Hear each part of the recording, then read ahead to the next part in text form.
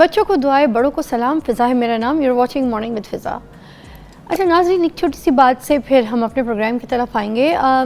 जब हम बाहर जाते हैं अमूमन हम देखते हैं छोटे छोटे बच्चे भी कोई मुस्तहिक भी होते हैं। आपको पता है मुस्तहिक ही, मैं तो उनको मुस्तहिक कहूँगी जो किसी के आगे हाथ फैला रहे हैं। बच्चे भी होते हैं, बड़े भी होते हैं। कुछ औरतें होती हैं, कुछ औरतें छोटे छोटे बच्चों को गोद में लेके तो कुछ ना कुछ मांगने की कोशिश करी होती हैं। अब जैसे सिग्नल्स पे थोड़ी सी सख्ती हो गई है, क्योंकि आपको पता है भीख मांगने पे थोड़ी सी पाबंदी है। अब थोड़ी नहीं, काफ़ी सख्ती से पाबंदी है। तो अब जब गली में कहीं किसी जगह से गुजरें, किसी चौक में, किसी बाज़ार में, तो वहाँ पर आपको ऐसे लोग मिल जाते हैं। तो एक तो बच्चों को जो हम भीख देते हैं ना, उससे हम अपनी जो आगे की एक यूथ की जनरेशन जो है उसको ख़राब कर रहे हैं। हम उनको आदी डाल रहे हैं कि तुम मांगो तुम्हें मिलेगा, तुम खा लो, तुम मांगो तुम्हें मिलेगा, तुम बैठ के अपनी ज़िंदगी गुजार लो। तो उससे जो आगे बढ़ने की चाह है, कुछ सीखने की, कुछ स्किल्स की, कुछ तालीम की, तो अच्छा इंसान बनने की, ये सारी चीज़ें जो है ना वो मर जाती हैं। वो उसी कैटेगरी में बच्चा पल रहा होता है, उसी कैटेगरी में रहता है। वो अपने आबा अजदाद को भी देखता है कि उन्होंने मांगा है, खाया है, उनको सब कुछ घर बैठ के मिला है। ना तो 9 to 5 जॉब करनी है, ना कुछ करनी है, ना कोई मेहनत करनी है। बस खड़े होकर कहीं ना कहीं दो आंसू बहाने या कोई बोलना है भाई मदद कर दो तो वो मिल जाएगा।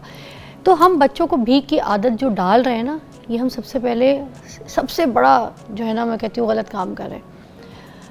यही यूथ हमारी जनरेशन को आगे लेके जाएगी और इसी जनरेशन को, इसी यूथ को हम भीख पे लगा रहे हैं, मांगने की आदत डाल के।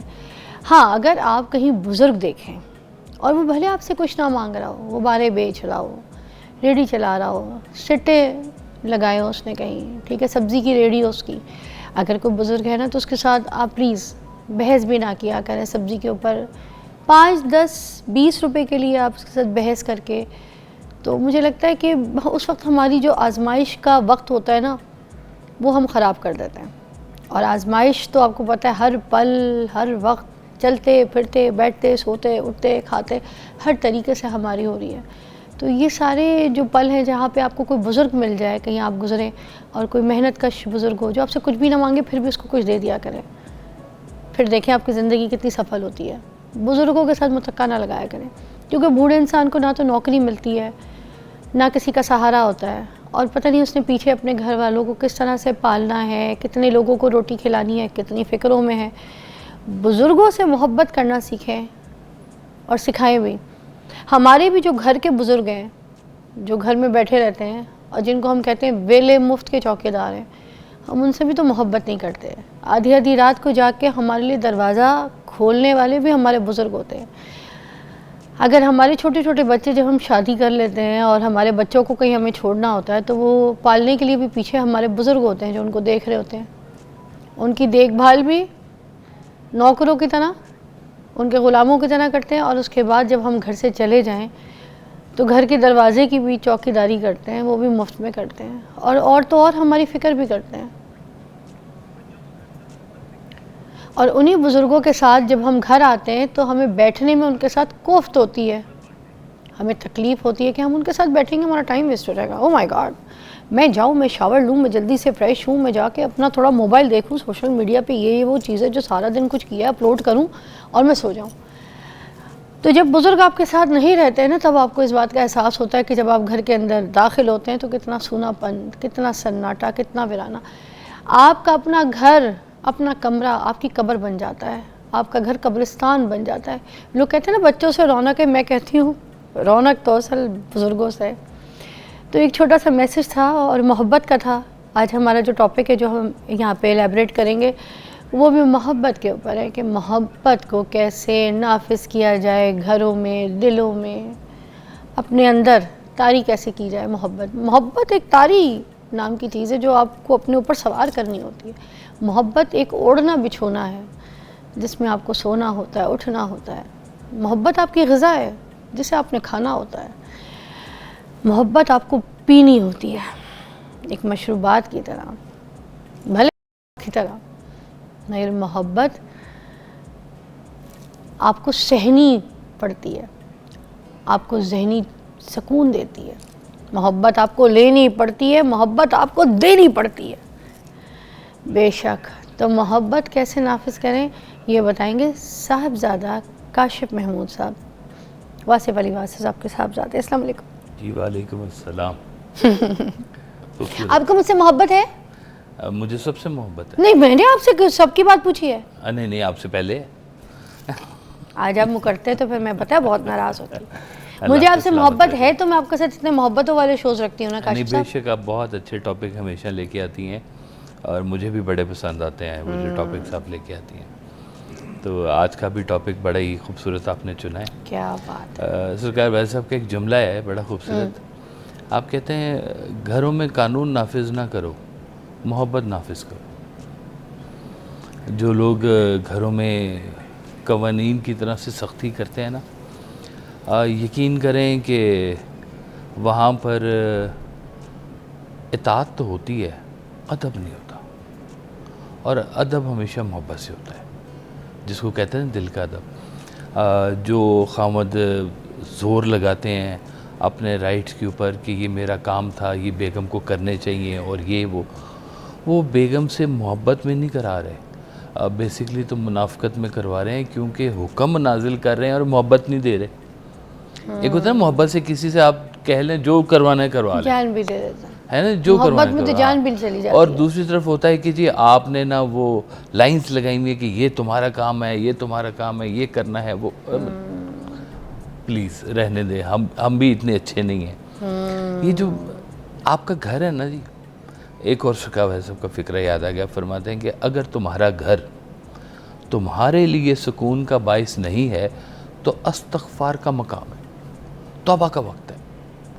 तौबा कर लो कि तुम्हारा अपना घर ही तुम्हारे लिए जो है वो रहमत के लिए बाइस नहीं है और तुम्हें अपने घर में सुकून नहीं मिल रहा। देखिए, घर हम बचपन से सुनते हैं कि ईंटों का नाम नहीं है, ईंटों वाले को मकान कहते हैं, घर घर वालों से होता है, लेकिन घर रवैयों से होता है।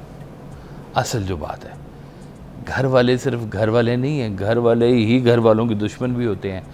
लेकिन अगर घर के रवैये ठीक हैं तो घर बहुत अच्छा है, घर की वाइब अच्छी है।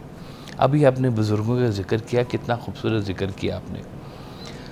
एक बात मैंने भी सुन रखी है, मेरे दादा हुजूर और दादी माँ जो थे ना, वो घर में सुबह सुबह उठ के बावाज़े बुलंद कुरान पाक पढ़ा करते थे माशाल्लाह। तो कहते हैं कि जिन घरों में ऊंची आवाज़ में कुरान पाक पढ़ा जाता है, उन बुज़ुर्गों के जाने के बाद वो दीवारें उस आवाज़ को ढूंढ रही होती हैं दोबारा। जिन दीवारों ने वो पाक आवाज़ सुनी होती है, वो कलाम सुना होता है। अगर आपके घर में पॉजिटिविटी है तो यकीन करें आपकी दीवारों से छलकेगी पॉजिटिविटी। और अगर आपके घर के अंदर जो है ना वो नाशाइस्तगी है, आपके घर के अंदर झगड़ा है, तो आपकी दीवारें बोलेंगी कि ये इस घर की वाइब अच्छी नहीं आ रही है। कुछ कहने की ज़रूरत नहीं होती है, घर के अंदर जाते ही तबीयत आपकी पता चल जाएगा कि घर वाले कितने आपके लिए मुफीद हैं या नहीं मुफीद। देखें, क्योंकि उन दरो दीवार पे हसरत और नफरत दोनों बरसती हैं, बिल्कुल जी। वो पूरा घर आपके रवैयों की तासीर का मज़हर होता है, पूरा घर। अब देखिए, एक हम लफ्ज़ यूज़ करते हैं कि चादर चार दीवारी का तहफ़्फ़ुज़ है, तो ये चार दीवारी की भी ना एक इज़्ज़त होती है। कहते हैं कि खुदा ना खास्ता किसी के घर में गलती से या दुरुस्तगी से पुलिस आ जाए, तो कहते हैं आपने हमारी चार दीवारी की इज़्ज़त पामाल की है। कहाँ है आपके पास वारंट, लेके आए हैं इजाज़तनामा? क्योंकि मोहल्ले के सामने इज्जत होती है, लोगों के सामने इज्जत होती है, आस पड़ोस के सामने कोई किसी के घर पुलिस दाखिल होती है तो आस पड़ोस देखते हैं, सब देखते हैं। इज्जतदार आदमी है, इज्जतदार घर वाले बर्दाश्त नहीं कर सकते। वो कहते और हैं अगर उसको किसी बिना जुर्म के अगर पकड़ के ले जाए तो वो तो और मरने वाली बात है। बिल्कुल जी। अब देखें, अब उसकी एक इज्जत है, आपने कहा है कि इज्जत है घर की, इस घर की वाकई आप भी इज्जत करते हैं इस घर की इज्जत के लिए। अब देखें कितना खूबसूरत सरकार सल्लल्लाहु अलैहि वसल्लम ने फरमाया हुआ है, आपने कहा किसी के घर जाओ तो एक बार दस्तक दो, कोई जवाब ना आए दूसरी बार दस्तक दो, फिर जवाब ना आए तीसरी बार दस्तक दो, और अगर फिर भी जवाब ना आए तो खामोशी से लौट जाओ और बुरा भी महसूस ना करो। अच्छा, 3 दफ़ा दस्तक दें, नहीं जवाब आता, यानी कि मैं अपने घर में कहना चाहिए कि ये मेरा हक है, मैं किसी को जवाब भी दूं या ना दूं। ये मेरी अमन गाह है, ये मेरी हिफाजत की जगह है, ये मेरे सुकून की जगह है। मैं अगर इस घर के बाहर किसी को ना मिलना चाहूँ तो मेरा राइट है मैं ना मिलूँ। इतनी यानी कि आपकी इस घर के अंदर जंगें होती हैं, तो सबसे ज़्यादा जंग के अंदर जिसको कहता है जालमाना जो काम होता है वो क्या होता है कि घरों को तबाह करना। वो कहते हैं जी आप सड़कें करें, ये करें, मतलब जंग के भी आदाब होते हैं कुछ।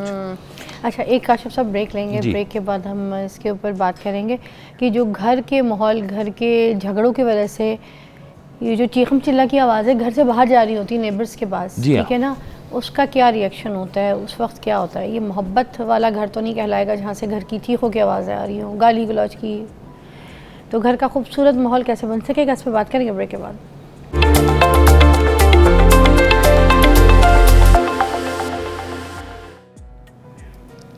Welcome back. काशिफ साहब हमारे साथ मौजूद हैं। अच्छा, हम पूछ रहे हैं कि ये जो जिन घरों से चीखम चिल्ला की आवाज़ें आती हैं, औरतें ऊंची आवाज़ में अपने मियाँ से बोल रही होती हैं और मियाँ साहब जो हैं ऊंची आवाज़ में अपनी बेगमात से बात कर रहे होते हैं, या फिर गालिम गलौज की भी आवाज़ें जो नेबर्स सुन रहे होते हैं, वो मोहब्बत करने वाला घर तो नहीं कहलाएगा, ठीक है? तो फिर हम मोहब्बत करने वाले घर में मतलब कैसे उस माहौल को अपने घर के अंदर लेकर आ सकते हैं जहाँ पे हम अपने बच्चों की तरबियत भी गलत कर रहे हैं कि चीखम चिल्ला करें, और जो नेबर्स सुन रहे हैं वो क्या सुन रहे हैं, वो क्या देख रहे हैं? असल में आजकल नेबर भी वही हैं जो आप हैं। दोनों तरफ है आग बराबर की लगी हुई है। Okay okay. तो हम लोगों में ना बर्दाश्त कम होती जा रही है बहुत ज़्यादा। देखें, मोहब्बत का ना एक असूल है, कहते हैं कि मोहब्बत में आपको कोई बात बुरी नहीं लगती, बुरी लगे तो नागवार नहीं गुज़रती, नागवार गुज़रे तो महसूस नहीं होती। 3 पॉइंट आपको बता दें हैं। अब देखिए, जैसे बच्चा होता है आपका, आपको अपने बच्चे से बेदरे मोहब्बत होती है। गलतियां करता है बच्चा, आपके मिजाज के ख़िलाफ़ करता है, आप नो करते रहेंगे वो कर जाएगा, आप जिस चीज़ से मना करेंगे वो 10 दफ़ा करेगा। आप मोहब्बत करना नहीं छोड़ते, है ना जी, क्योंकि वो अब आपकी मोहब्बत है, बच्चा है आपका वो। तो आप जहाँ पर चीख रहे हैं, एक होता है तरबियत के लिए किसी को समझाना, बाप बच्चों पे गुस्सा करता है तरबियत के लिए, इसलिए गुस्सा नहीं करना चाहिए कि मुझे गुस्सा आया हुआ है बहुत सख्त और मैं किसी की हड्डी भी तोड़ सकता हूँ। समझें आपको गुस्सा कैसा होना चाहिए? माँ बाप को ना एक्टिंग आनी चाहिए, मैं कहता हूँ बहुत अच्छी बात है ये। इतनी एक्टिंग आनी चाहिए कि गुस्से में बच्चों को समझाएं और गुस्सा अपने ऊपर तारी ना होने दें। एक्टिंग नहीं करते किसी फील। अच्छा, अपने ऊपर गुस्सा नहीं आया बट एक्ट कर रहे हैं कि हम गुस्से में, वाकई बहुत गुस्सा आया हुआ, अब समझ आ गई, ठीक है ना जी, ताकि गुस्सा आपको गुमराह ना कर दे। हाँ, गुस्सा हराम है, नहीं लाना। अच्छा, गुस्सा हराम है, but we have to pretend. You have to pretend. बिल्कुल बिल्कुल। और बच्चों के अंदर इतना खौफ होना चाहिए कि गलती करते वक्त सोचे, लेकिन इतनी मोहब्बत होनी चाहिए कि गलती करने से पहले पूछें। मेरे वाले साहब जो थे वो घर में उनकी तबीयत में ना वो था, एक सख्ती भी थी, लेकिन इतनी नरमी थी कि मैं बहुत गैर ज़रूरी बातें भी जाके आपसे पूछा करता था। इतनी गुंजाइश थी मेरी। लेकिन दूसरी तरफ मुझे ये भी होता था कि ये बात अगर अब्बू को पता चली तो उन्हें बुरा महसूस होगा या मुझे झाड़ पड़ेगी। बस इतना होना चाहिए घर में, इतना सा खौफ, इससे ज़्यादा का खौफ नहीं होना चाहिए। मतलब जो टीनेज वाला जो टाइम है बच्चों का, उसमें माँ की बेटे के साथ दोस्ती होनी चाहिए, बाप की बेटी के साथ दोस्ती होनी चाहिए। ये अल्टीमेटली होती है,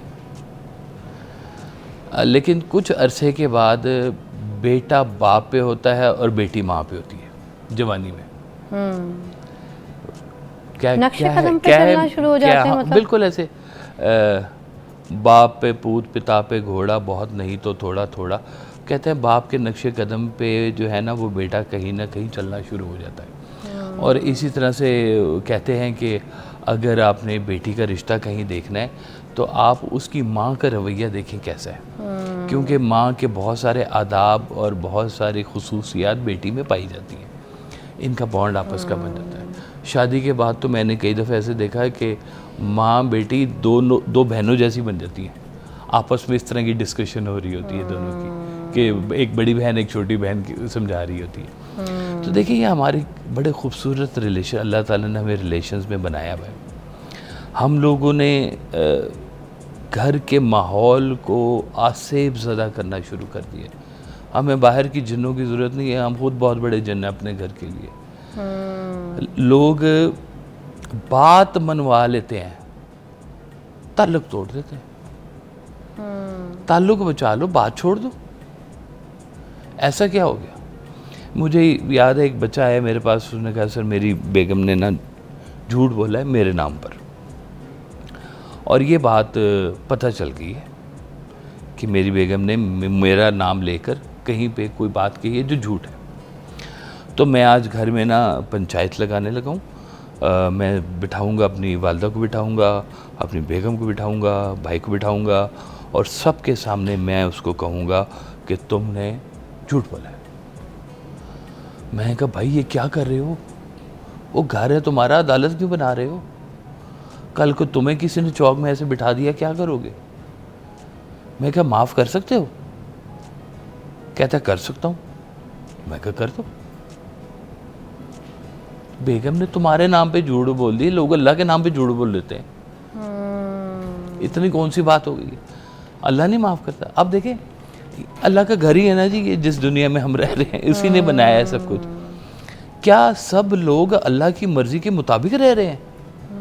अल्लाह ताला ने हम लोगों के पर्दे उठाए ना, तो फिर लग पता जाएगा सब। वो बीच चौक में नहीं बदनाम होंगे, दुनिया भर में बदनाम हो जाएंगे। वैसे हमने एक दफ़ा कहा कि आओ चलो फिर दुआ करते हैं कि या अल्लाह हम जैसे अंदर से हैं वैसे बाहर से मशहूर हो जाएं। कितने लोग आमीन करोगे? वाह, नोबडी। हम लोग अंदर से बहुत गंदे हैं और बाहर बहुत अच्छे दिखते हैं। तो जब हम इतना अपनी ज़ात के साथ खिलवाड़ कर रहे हैं, प्रिटेंड कर रहे हैं, नेक मशहूर हो रहे हैं, नेक हो नहीं रहे। अच्छा, नेक और दिखाने का बड़ा शौक है जी हाँ। मगर नेक होते कोई नहीं है, ठीक है। अच्छा, मैं एक और सवाल ये करूँगी कि जो खून है, जो खून के रिश्ते हैं, इनमें जो मोहब्बत है वो क्यों कम हो जाती है? मफादात की जंग है। आप मफाद छोड़ दें, कोई जंग नहीं है। खून के रिश्ते में मफादात? हाँ बिल्कुल। मतलब एग्जाम्पल में आपको देखूं, ज़मीन की बांट हो, विरासत में आई है, भाई बहनों के पास है, 90% झगड़े भाई बहनों में हो जाते हैं। 90%। 10% वो कौन से होते हैं जो कहते हैं अच्छा चल यार तू ले ले, कोई बात नहीं, मेरा भी तू ले ले, चल कोई बात नहीं, क्या फ़र्क पड़ता है इससे, तू भी मेरा भाई है। कोई नहीं कर रहा, भाई को भाई कोई नहीं समझ रहा। कहते मैं फैक्ट्री का मालिक हूँ, और कितने अफसोस की बात है कि उसी फैक्ट्री में मेरा भाई मुलाजिम है। मेरे भाई को मेरा हिस्सेदार होना चाहिए था। बहनें हैं, मुझे भाई साहब ने कहा बहनों से कभी हिसाब ना करना, बढ़ के ही देना इनको, हिसाब के बगैर देना इनको। देखिए अल्लाह ताला ने जिस मोहब्बत से आप लेके चलते हैं रिश्ते, उस वक्त में जब वो गुड्डे गुड्डियों का खेल हो रहा होता है, हम वो छोटे छोटे घर बना के बिस्तरों के उसमें रहा करते थे, एक प्लेट में सारे बहन भाई खाना खाया करते थे। क्या मुफाद था हमारे दरमियान में? मोहब्बत, खुशी, खेल, बस। और जैसे ही ये थोड़ा सा बढ़ना शुरू हो गया तो मफादात बीच में आना शुरू हो गए। मेरी इज़्ज़त, मेरी चीज़ें, मेरी फ़लानी, मेरी ये, मेरी वो, तेरी भी मेरी, क्या क्या नहीं हो रहा है यहाँ पर। तो थोड़ी देर के लिए इन चीज़ों से अगर आप निकल जाए ना, कि क्या हो गया अगर मेरा थोड़ा सा हिस्सा मेरा भाई खा गया, भले वो भाई जो आप ये बात नहीं सोच रहे, करता हो, आता ना हो, टाइम ना देता हो, भले ये भी पहलू क्लियर कर दें, क्योंकि देखने वाले यहाँ पे कंपेयर ये कर रहे होंगे। वो भाई जो काम ना करता हो, मेहनत ना करता हो, सही से फैक्ट्री ना देखता हो, और एक जो भाई मालिक है जिसने भाई को जॉब में रखा हुआ है, तो वो भाई को हिस्सेदार बना सकता है। फिर भी क्या उसको बनाना चाहिए, भले वो देखे ना देखे? ये जी हाँ, तवज्जो की बात होती है। मैं आपको एक बात बताऊँ, देखें जब आप घर के अंदर हिस्सेदारी और इन चीज़ों के जब आप ध्यान रखते हैं ना, तो इसमें भी सबसे बड़ा फैक्टर होता है मोहब्बत। माँ बाप ज़िंदा हों तो मोहब्बत में चाहे सबको सब कुछ एक बच्चे को दे दें, और राइट रखते हैं, उनकी प्रॉपर्टी है, उनकी ज़मीन है, उनका घर है, लिख के दे दें ये मेरा सब कुछ फलां बेटी के हवाले। ना इंसाफी से मोहब्बत तो नहीं रहती ना, मगर नहीं, बच्चों के यही मैं ज़हन में बता तो रहा हूँ। रहता है ना कि अब्बू ने बड़े भाई को सब कुछ दे दिया, या बड़ा बैठा हुआ वो देख रहा है कि छोटे को सारा कुछ उसके हवाले कर दिया, तो मुझे फेंगा टका नहीं दिया। तो ये तो ना इंसाफी भी तो मोहब्बत कम करती है। ब्रेक के बाद बताएं मुझे। ब्रेक के बाद।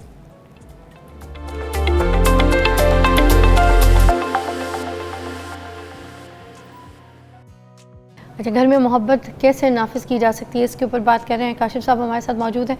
ब्रेक से पहले काशिफ साहब ने कहा कि अगर बाप चाहे किसी को मोहब्बत में जो है वो अपना सारा जायदाद, अपना हिस्सा, सब कुछ जो है वो एक बच्चे को दे दो, बाकी बच्चों को ना दे। तो मेरा सवाल ये था कि अगर एक बच्चे को सब कुछ दे दिया जाए, बड़े के बजाय छोटे को, छोटे के बजाय बड़ों को, किसी एक बच्चे को, तो क्या फिर नाइंसाफ़ी से मोहब्बत में कमी नहीं आ जाती? अच्छा, ये बात देख लें, यही वाली विरासत माँ बाप चले जाएं, विरासत बन गई ना जी, ऐसे है, घर सारा बन गया। अब ये बच्चों के पास आना है, बच्चों ने कमाया नहीं है, ये विरासत में मिल, ये विरासत फ्री में मिल रहा है। ठीक है, माँ बाप की मेहनत थी, उन्होंने बनाई चीज़, अब आपके हिस्से विरासत में आ रही है। बेशक विरासत को तकसीम करते हुए भी फुटों के ऊपर लड़ाइयाँ कर रहे होते हैं, फ्री में मिली हुई चीज़। अब मुझे याद है हमारी उधर खुशाब में ना एक आबाई ज़मीन निकल आई, ऐसे केस चल रहा था बहुत पुराना, 25-30 साल का। तो वो सबके हिस्से में ऐसे 5-5, 4-4 मरले, काफ़ी सारे फैमिली मेम्बर थे आगे सबके। तो जब हमने उसकी वो बांट की ना, तो उन्होंने कहा काई साहब आपके हिस्से जो है ना वो एक मरला कम आ रहा है। तो मैंने कहा भाई जो आ रहा है वो तो दो मुझे क्या लगे जो नहीं आ रहा। मैंने कौन सी मेहनत की है इसके लिए, मुझे अल्लाह ताला ने फ्री में दे दिया।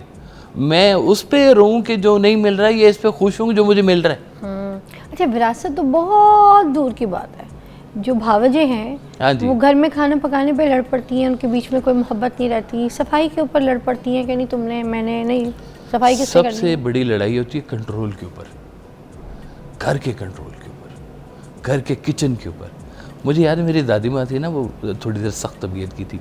उन्होंने ना एक छोटी सी वो चिक्कू सा बना, एक अलमारी सी थी जाली वाली, उसमें अपनी पत्ती, घी, चीनी को ताला लगा के है। क्यों ताला लगाया कि भाई मेरी इजाज़त के बगैर कोई इन चीज़ों को हाथ नहीं लगाएगा। अब ये एक अथॉरिटी मिजाज है, सास बहू को हाथ नहीं लगाने देती, कंट्रोल पूरा नहीं देती। हालांकि वो भी किसी की बहू थी जब उसने कंट्रोल लिया था। तो बेटे के ऊपर झगड़ा हो जाता है कि बेटा मेरे कंट्रोल में क्यों है, क्यों नहीं है, और वो बहू के कंट्रोल में क्यों चला गया हुआ है। तो ये ख्याल नहीं आता कि अपना मियाँ भी तो किसी के कंट्रोल में से निकाल के ले गयो। बर्तनों पे झगड़े हो जाते हैं। सास कहती है मेरे जहेज के बर्तन थे, मैंने सजा के रखे हुए, ये नहीं निकलेंगे। जो बहू के बर्तन आते हैं वो सारे लगा देती हैं। जी हाँ, और पुराने बर्तन पुराने ही रह जाते, पुराने ही रह जाते। पता नहीं वो बर्तनों ने तो कब्र में भी नहीं जाना, उनका क्या है, वो वहीं पड़े सड़े गले काले हो जाएंगे। कुछ भी नहीं रह गया जी। मैं कह रहा हूँ हम मशीनों ने, चीज़ों ने हमारी ज़िंदगी छीन ली है। हम लोग ना मशीनी होते जा रहे हैं, हम लोग मोबाइली होते जा रहे हैं। हम लोग इंसानों में बैठ के इंसानियत नहीं कर रहे होते, हम लोग मशीनें कर रहे होते हैं। काशिफ साहब, जो किचन की लड़ाई पे आपने बात की है, जी हाँ, इधर मोहब्बत कैसे नाफिज की जा सकती है, यहाँ पे क्या उसूल चलेगा? असूल नहीं होते मोहब्बत के। मोहब्बत देने का नाम है, लेने का नहीं है। मोहब्बत दी जाती है हमेशा, और देने से खुद ही मिल जाती है। और देने से खुद आपको मिल जो जाएगी। आपने कहा वसीयत फ्री में मिलती है, बिल्कुल, तो ये मोहब्बत फ्री में मिलती है। फ्री में बिल्कुल में। आप देने वाले बंदे फैसला कर लें ज़िंदगी का कि देखिए मोहब्बत ना ट्रेडिंग नहीं है, मोहब्बत बराबर का तोल नहीं है।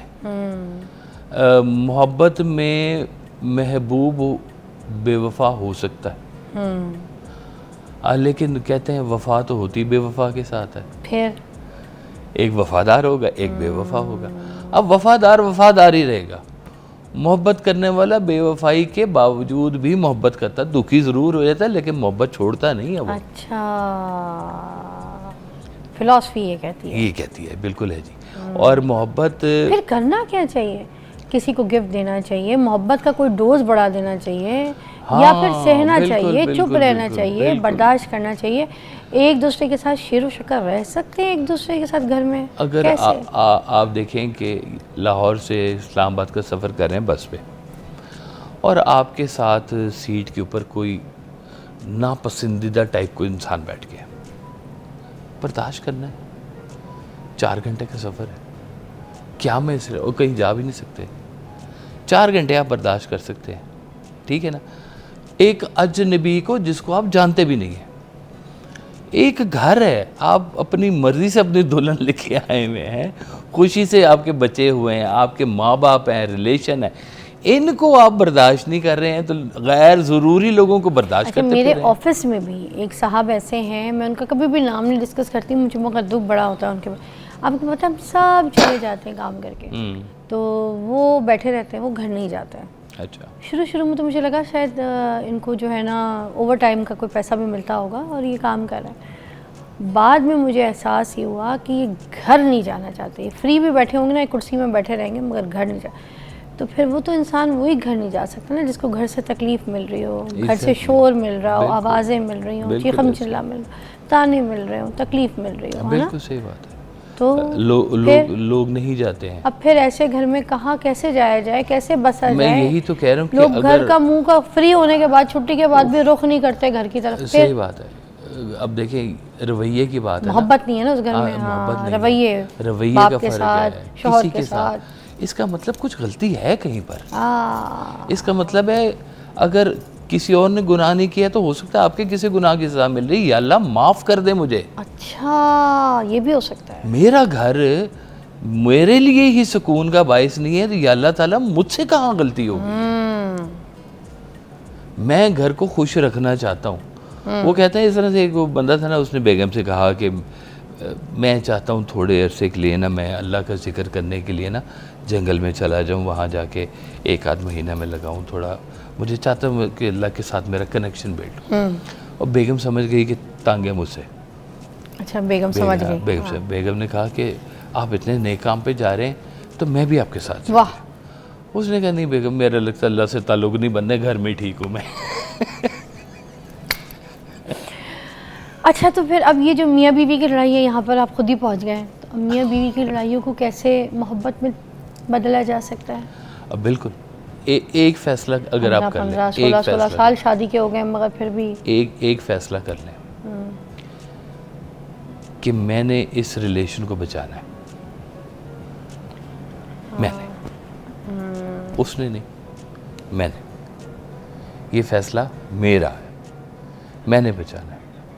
देखिए, जहाँ पर तो आप कवायद से हट जाएं, जो इस्लाम ने जो चीज़ें बताई हैं सेपरेट होने के लिए, उनको निकाल के सिर्फ ज़ुबान दराज़ी, एक दूसरे को गुंजाइश ना देना, एक दूसरे के साथ तल्ख कलामी करना, एक दूसरे को फतह करना, एक दूसरे के साथ अगेंस्ट वॉर में खड़े होना, ये बंद कर दें।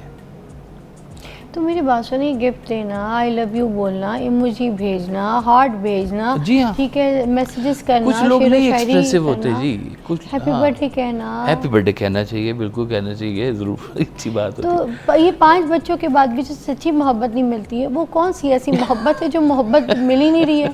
औरतों को तो नहीं मिलती। तवक्को है कि मेरे काम का रिवॉर्ड मोहब्बत की शक्ल में मुझे मिले। अब रिवॉर्ड मांग रहा हूँ मैं और काम नहीं मैं कर रहा उसके लिए। मैंने आपको पहले कहा ना, आप ना अपने दिल को अच्छा बनाएं, सबसे जो ज़्यादा ज़रूरी है। वो कहते हैं कि एक कहावत है, मन चंगा तो घर में गंगा। यानी कि अगर आपका दिल अच्छा है ना, तो आपके घर में ही सारा कुछ मौजूद है, कहीं आपको जाने की ज़रूरत ही नहीं है, अगर आपका दिल अच्छा है तो। वो एक पुरानी कहानी बनी हुई है कि एक था वो चमड़ा रंगने वाला, तो वो एक साधु महाराज वहाँ से गुजर रहा था। उसने कहा कि महाराज कहाँ जा रहे हैं? उन्होंने कहा मैं गंगा को जा रहा हूँ। उसने कहा ये 1 टका मेरा माई गंगा को दे देना। तो उसने उठा लिया वो अपना कासा, उसका इसमें डाल दे, तेरे तू चमार है, शूदर है, तेरे में हाथ नहीं लगा सकता, इसमें डाल।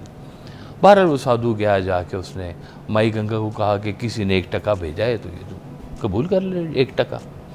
तो कहते हैं वो हाथ निकला है कि उसमें बड़ा तलाई कंगन खूबसूरत सोने का। वो बड़ा हैरान हुआ, उसने कहा कि चमार कोई देख तुझे माई गंगा ने कंगन दिया है। उन्होंने कहा जी मैं गरीब आदमी हूँ, मैंने क्या करना, आप ले जाएं, आप साधु हैं। साधु ने गया, साधु ने कहा कि बेगम को ले लो भाई तुम। उसने कहा इतना महंगा कंगन, बादशाह को नहीं, आपकी बड़ी इज्जत अफजाई होगी। बादशाह के पास ले गया, बादशाह ने मलका को दी, मलका ने कहा बहुत कीमती अच्छा कंगन है, दूसरा कहें मैं एक हाथ में पहनूंगी, दूसरे हाथ में भी तो होना चाहिए। बादशाह ने दोबारा साधु को बुलाया, उसने कहा दूसरा कंगन लाओ। उन्होंने कहा ये तो अता हुआ है मैं कहाँ से लाऊं। और उन्होंने कहा ले क्या, मुझे नहीं पता, मलका अलिया ने मांग लिया दूसरा कंगन। अब वो भागा भागा दोबारा गया चमार के पास जिसने वो 1 टका दिया था, उसको जाके कहा कि मुझे वो 1 टका दोबारा दो, मैं तो मर जाऊंगा, बादशाह मार देगा मुझे। तो कहते हैं चमार जिसमें चमड़ा रंग रहा था ना, तो उसने कहा कि मन चंगा तो घर में गंगा, 1 टका निकाला और वहीं पे उसमें डाला, और कहते हैं वहीं से वो दूसरा कंगन भी निकल आया हाथ। अगर आपका दिल साफ है, आपके दिल में लोभ नहीं है, लोगों को फतह करने की ख्वाहिश नहीं है, लोगों के ऊपर रोब झाड़ने की, अपने इल्म का रोब झाड़ने की ख्वाहिश नहीं है, तो आपके घर में ही आप सैराब हैं। वाह क्या बात की है। इसी बात के साथ एक ब्रेक लेंगे, और बात समझने वाली है कि कुछ लोग इल्मदार होते हैं, ज्ञान वाले होते हैं, मगर उनको सामने वाले को, अपने घर वालों को जो है ना, सिर्फ ये जताना कि मैं तुम लोग से ज़्यादा पावरफुल हूँ, मुझे ज़्यादा समझ है, मैं इल्मदार हूँ, जो मैं कह रहा हूँ उसको सुनो और उस पर अमल करो, यहाँ चीज़ें बड़ी ख़राब होती हैं। ब्रेक के बाद बात करते हैं।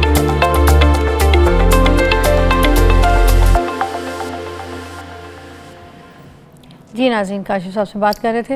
ये बताइएगा कि जो घर से मोहब्बत मिलती है, तरबियत मिलती है, उस मोहब्बत को बाहर किस तरह से तकसीम किया जा सकता है? ये ना एक देखें, मोहब्बत ऐसे है जैसे इस कमरे में कोई अभी एक परफ्यूम की बोतल से ना ऐसे छुस कर दे, खुशबू फैल जाएगी पूरे कमरे में, है ना जी।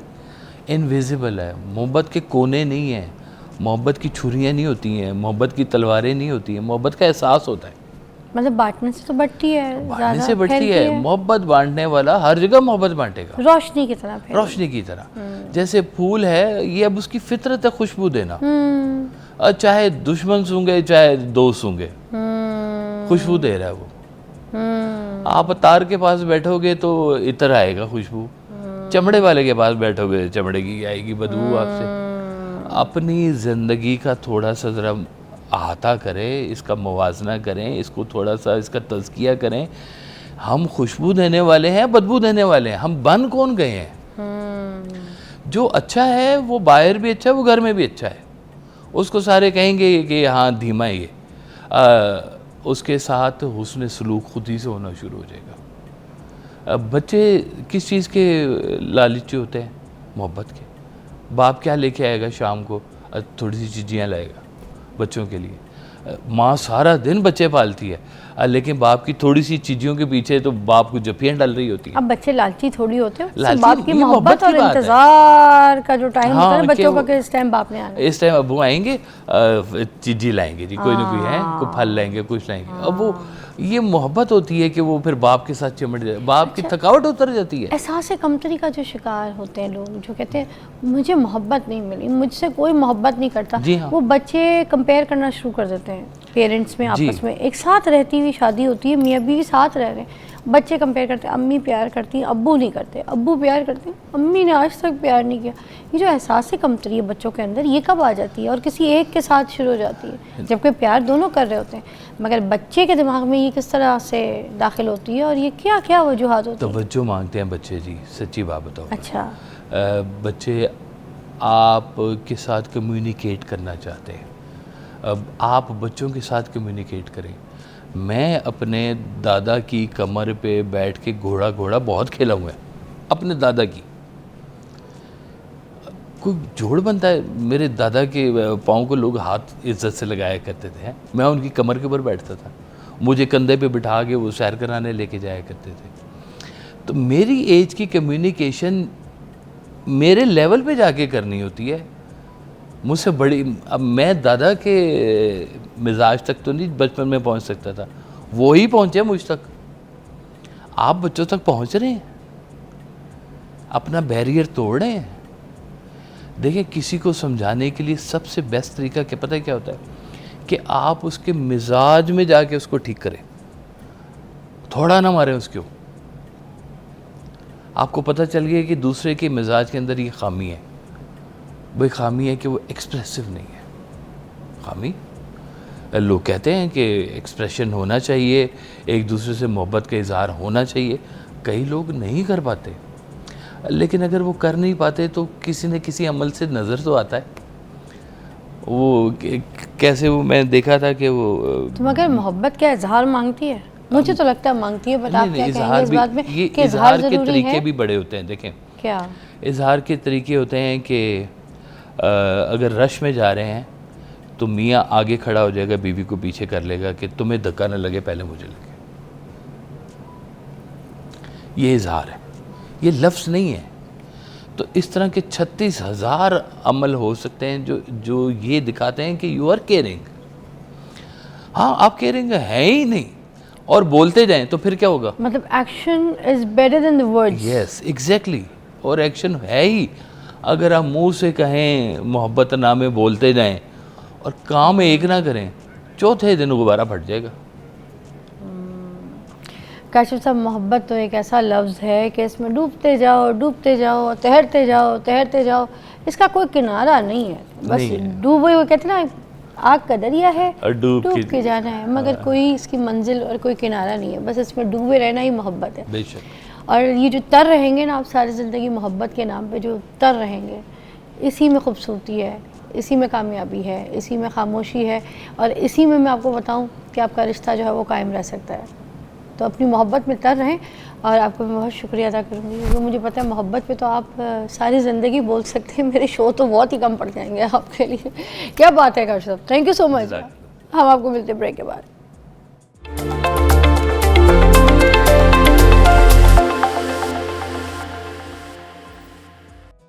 वेलकम बैक नाज़रीन। और अब जो सेगमेंट है हमारा, उसमें हम इस हवाले से बात करेंगे कि जैसे प्रेगनेंसी के हवाले से जब हम देखते हैं तो स्मोक जो है, क्योंकि आम इंसान के लिए बहुत ख़तरे वाली चीज़ है। और आपको पता है जिस तरह से हमारा क्वालिटी इंडेक्स जा रहा है, एयर क्वालिटी इंडेक्स बहुत ख़तरनाक है और हम पूरी दुनिया में नंबर 1 नंबर टॉप पे हैं। तो ये दिन ब दिन मज़ीद बढ़ता जा रहा है।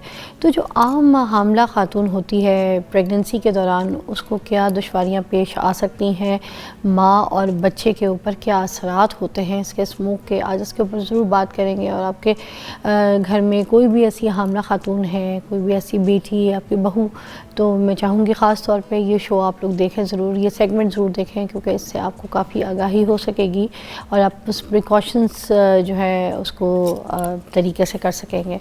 तो हमारे पास जिनको हमने मदऊ किया है वो हैं professor doctor Shamsa Humayun, ex VC pro vice chancellor, Fatima Jinnah University से सीनियर गायनाकोलॉजिस्ट हैं, सीनियर वाइस प्रेसिडेंट हैं Medical Women Association of Pakistan से। तो ये हमारे पहले भी शो पे आ चुकी हैं, आज भी आपकी रहनुमाई के लिए हमने इनका वक्त मदऊ किया। अस्सलाम वालेकुम। वालेकुम सलाम। कैसी तबीयत है शम्सा जी? Thank you so much for inviting me here and about a very important public health issue.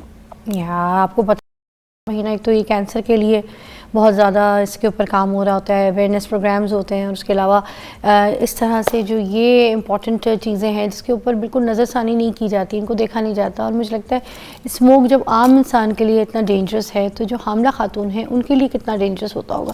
ज़रा स्मोक के बनने का एक प्रोसेस जो है वो पहले आम देखने वाले को बता दीजिएगा कि बनती कैसे है, ये होती क्या है और इसके क्या नुकसान होते हैं। थैंक यू सो मच, बहुत इम्पॉर्टेंट आपने एस्पेक्ट इसका मेरे से पूछा है। स्मोक बेसिकली बनता है स्मोक और फॉग, इसको मिला के हम कहते हैं स्मोक। स्मोक के अंदर क्या चीज़ें, एक पार्टिकुलेट मैटर आप रोज़ पढ़ते होंगे, 10 है, 2.5 है, फिर आप पढ़ते हैं इसमें नाइट्रिक ऑक्साइड है, फिर इसके अंदर सल्फ़र डाइऑक्साइड है और ओजोन है। तो ये सब चीज़ें मिलके बना देती हैं आपकी स्मोक। अब स्मोक के अंदर जो सबसे डेंजरस चीज़ है वो गैसेस, तो जो मैंने कही हैं, नाइट्रेट्स, सल्फ्यूरिक, ये सब तो है ही, लेकिन जो पार्टिकुलेट मैटर हैं ये हैं सस्पेंडेड लिक्विड और सॉलिड। और इसके अंदर क्या होता है जो हमारी बॉडी के लिए हैज़र्डस है, ये जो ब्लैक धुआं या सूट जिसको कहते हैं, इसके अंदर वो होता है। फिर इसके अलावा इसके अंदर 4 तरह की हैवी मेटल्स हैं, जिसमें कैडमियम है, आर्सेनिक है, लेड है, मरकरी है, जो कि बहुत ही नुकसानदेह हैं इंसानी जिस्म के लिए। तो ये काला धुआं और ये मरकरी, ये सब चीज़ें कहाँ से इसके अंदर जनरेट हो जाती हैं? ये सारी चीज़ें जो हैं, इन पार्टिकुलेट मैटर्स को जब हम नाम लेते हैं 10 या 2.5, जो 10 है वो तो आपके अपर रेस्पिरेटरी ट्रैक को नुकसान पहुंचाता है। सबसे डेंजरस है 2.5, जो आपके लंग्स के अंदर, आपके बाकी ऑर्गन्स के अंदर जा सकता है, क्योंकि वो इतना छोटा होता है। 2.5 माइक्रोमीटर उसका साइज़ है। तो इसके साइज़ से, इसको पार्टिकुलेट मैटर का साइज़ से हम डिटरमिन करते हैं। अब ये आता कहाँ से है? सबसे जो मेन दुनिया के अंदर है, जैसे कि पहले चाइना में था बहुत ज़्यादा स्मॉग, ये आपकी जितने व्हीकल्स हैं जो धुआं छोड़ते हैं, गाड़ियाँ, जितने ज़्यादा व्हीकल होंगे उतना ही उसका एग्जॉस्ट होगा। हमारे पास तो खटारा व्हीकल रोड पे निकलो तो आराम से गिनतियों में गिन सकते हैं। That is the main source. फिर जैसे हमारी इंडस्ट्रियल वेस्ट है, हमारा सॉलिड वेस्ट है, और पंजाब गवर्नमेंट ने बहुत काम भी किया है, ये जो भट्टे हैं ईंटों के, और last but not the least जो हम फसलों की बाकियात जलाते हैं, भट्टे भी भरे पड़े हैं शेखुपुरा साइड पे, आप देख लें अभी तो। बिल्कुल। तो ये सब चीज़ें मिलके क्या करती हैं कि आपकी फॉग के अंदर स्मोक डाल देते हैं, विच become smog and very very हैज़र्डस, जो हमारे सेहत के लिए है। ये जो घरों का कचरा जलाया जाता है इकट्ठा करके मोहल्ले में, इलाकों में, इसके साथ भी ये भी सूट करता है ना, ब्लैक कोल। ये एक वन ऑफ द इम्पोर्टेंट उसका कंपोनेंट है आपके पार्टिकुलेट मैटर का। और ये रूरल एरियाज में जो पूरी खेत की खेत जलाई जाती हैं, वो भी जनरेट करती है। वो भी बिल्कुल मेन सोर्स है। अच्छा, अब ये सारी चीज़ें, ट्रैफिक भी, ट्रैफिक तो बहुत ज़्यादा, देखें ना, हर घर में 3 या 4 गाड़ियाँ आपने निकलना है, because we don't have mass transport. अगर मैस ट्रांसपोर्ट अच्छी पब्लिक हो तो और लोगों को डिस्करेज करें कि आप गाड़ियाँ इस्तेमाल ना करें। यूके अमेरिका में अंडरग्राउंड ट्रेन्स चल रही हैं, ट्यूब्स चल रही हैं, लोग काम कर रहे हैं, गाड़ियों का इस्तेमाल यहाँ पर इतना ज़्यादा है आपके सामने। स्कूल के लिए बसेस नहीं चलती, बहुत सारे ऐसे मसले। अब ये जो जनरेट हो रही है कितनी नुकसानदेह, आपने बड़े अच्छे तरीके से यहाँ पे हमें एक पॉइंट से एलैबोरेट किया। मुझे बताएं, जो हामला खातून होती हैं, जो प्रेग्नेंट होती हैं, उनके लिए तो फिर बहुत ज़्यादा डेंजरस होता होगा। उनकी तो ऑक्सीजन लेना, सांस लेना, तो वो तो बहुत ख़तरनाक होता होगा उनके लिए। बिल्कुल, बहुत अच्छी आपने ये बात कही।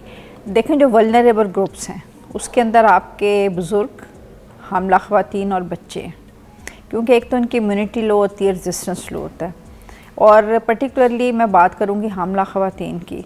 आपके जितने भी स्मोक के पार्टिकल्स हैं, ये जब इनहेल करती है ख़ातून, तो अब ये स्टडीज़ और रिसर्च से साबित हो गया है कि जाके इफ़ेक्ट करते हैं आपके जो बच्चा परवरिश पा रहा है माँ के अंदर, उसके डीएनए के ऊपर, उसके जेनेटिक्स के ऊपर।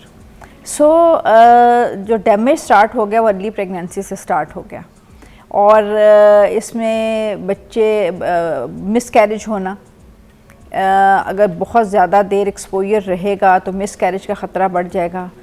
फिर कबल अज़ वक्त बच्चे की पैदाइश, फिर माँ को इसके अलावा बच्चों का बर्थ वेट कम, बच्चों की ग्रोथ पे प्रॉब्लम पड़ता है। सो ये तो मसाइल हो गए हमल के दौरान। जब यही बच्चे पैदा होंगे तो आप देखें जिनका अर्ली हमल में एक्सपोजर हुआ है उनकी डेवलपमेंटल बाद में प्रॉब्लम्स आ जाते हैं, उनकी IQ इफ़ेक्ट होता है, उनकी स्कूल परफॉर्मेंस इफ़ेक्ट होती है। They are more prone to जो बच्चों की बीमारियां हैं जैसे डायरियल डिजीज़ें, क्योंकि इम्यूनिटी इनकी कम होती है। तो ये जो स्ट्रेस है ये बच्चे को तो इफ़ेक्ट कर ही रही है, लेकिन माँ को हाइपरटेंशन जैसे ब्लड प्रेशर उसका ज़्यादा हो जाता है, शुगर का ख़तरा बढ़ जाता है। और इसके अलावा ये सब चीज़ें जब आपकी हो रही हैं तो माँ के ऊपर जो एक साइकोलॉजिकल स्ट्रेस का फैक्टर है, that is the top most, along with जो उसके रेस्पिरेटरी प्रॉब्लम हैं जो जनरल पब्लिक को भी हो रहे हैं, लेकिन एस्थमा एग्रावेट हो जाएगा, रेस्पिरेटरी इन्फेक्शन एग्रावेट हो जाएंगे।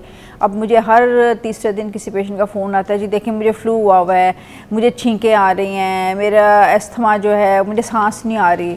सो all these are due to smog. तो ये लंग्स में भी जाके कोई इन्फेक्शन पैदा करता है? लंग्स के तो बेसिकली क्योंकि ये सारा स्मॉग जो है आप इनहेल करते हैं, और जब इनहेल करते हैं वहाँ से आपके ब्लड में जाता है, ब्लड में जाके डिफरेंट ऑर्गन्स में पहुँचता है। सबसे पहले जो चीज़ मुतासर होती है वो आपका रेस्पिरेटरी ट्रैक्ट है या लंग्स हैं, और लंग्स से आपको पता है खांसी लग जाएगी, फ्लू हो जाएगा, फिर रेस्पिरेटरी ट्रैक्ट इन्फेक्शन हो जाएगा, ब्रोंकाइटिस हो जाएगा, एस्थमा, ये सारी प्रॉब्लम जो है ये ड्यू टू स्मॉग है। अच्छा, फिर बच्चे की जो नशोनुमा, आपने जैसे बताया कि वज़न कम हो जाना, पैदाइश में मसाइल, फिर बच्चे की जो ओवरऑल नशोनुमा है उसके ऊपर जो आपने बताया, थोड़ा बहुत मैं चाहूँगी इसको मज़ीद एलैबोरेट करें, जो अभी दुनिया में भी नहीं आया, उसके ऊपर मज़ीद किस तरह से जो है ना उसकी ज़िंदगी आगे कैसे हो सकेगी? देखिए, अब हम कुछ चीज़ें हैं जो आप ख़ुद कर सकते हैं, कुछ चीज़ें हैं जो आपके इख्तियार से बाहर हैं। आपके करने की क्या चीज़ें हैं कि आप अनड्यू घर से बाहर ना निकलें। घर के अंदर आप ह्यूमिडिफायर लगा के रखें। मगर स्मोक तो घर के अंदर भी आ जाती है, जैसे मोस्टली हम ऑफिस में बैठे होते हैं तो इस कमरे में भरी हुई होती है। बिल्कुल, तो आप यही है ना कि प्योरीफायर या ह्यूमिडिफायर लगाएं जो आपके एयर को प्योर कर दे। अच्छा, दैट वर्क्स, रियली वर्क्स। और अगर कोई प्लांट वगैरह जैसे इंडोर प्लांट्स का इस्तेमाल किया जाए, अगर अपने कमरों में, बेडरूम में जहाँ पे सोया जाता है, लाउंज में बैठा जाता है, is that works as well? Plants to some extent, लेकिन अगर आपकी बहुत ज़्यादा प्लांट्स हैं तो it might have good effect, लेकिन घरों के अंदर इतने प्लांट आप रख नहीं सकते, प्लांट सर्वाइव नहीं करते। सो दूसरा, आप मास्क लगा के रखें, जब भी आप बाहर निकलें आप मास्क आप यूज़ करें। और मास्क भी देखें, जो सिंपल मास्क होते हैं दे डू नॉट इफ़ेक्ट। जैसे कोविड के अंदर हमने N95 यूज़ किया, N95 आपका ये सारे पार्टिकुलेट मैटर्स जो हैं उनको फ़िल्टर कर देता है। लेकिन मेरा तो मैसेज यही है कि आप अनड्यू आउटडोर एक्टिविटीज़ अवॉइड करें। दूसरी बात यह है कि अगर ज़रा भी आपको लग रहा है कि इन्फेक्शन हो रहा है तो अर्ली उसका ट्रीटमेंट करें, बजाय इसके कि आप उसको छोड़ दें, क्योंकि ये सारे प्रॉब्लम आहिस्ता आहिस्ता क्रॉनिक हो जाते हैं। यानी ये लॉन्ग टर्म फिर आपको कभी बार बार इन्फेक्शन होगा, बार बार आपकी चेस्ट ख़राब होगी। और गवर्नमेंट के करने के काम यही है। और सब मेरी एक और भी हम्बल सबमिशन है, कम से कम आप अपनी गाड़ी का को फिट रखें, उसका व्हीकल टेस्ट कराएं, ताकि आप स्मॉग के अंदर कम से कम कंट्रीब्यूट करें। ये आप कर सकते हैं। सही बात है। गवर्नमेंट तो चेकिंग करेगी, लेकिन अगर आपका अपना मोटरसाइकिल, आपकी अपनी गाड़ी में से धुआं निकल रहा है और आप समझ रहे हैं कि शायद मैं इस स्मॉग के अंदर कंट्रीब्यूट नहीं कर रहे, तो आप भी उतने ही उस स्मॉग के ज़िम्मेदार हैं जितना कि कोई और है। आप समझ रहे हैं कोई बात नहीं, मेरा मोटरसाइकिल है, कुछ नहीं होता, लेकिन वो ही हवा आपने भी वही हवा लेनी है। ये दूसरे की भी जान का नुकसान करें, अपना भी करें। प्रोफेसर डॉक्टर शमशाह हमारे साथ ही मौजूद हैं। हम एक ब्रेक के बाद आपको मिलते हैं।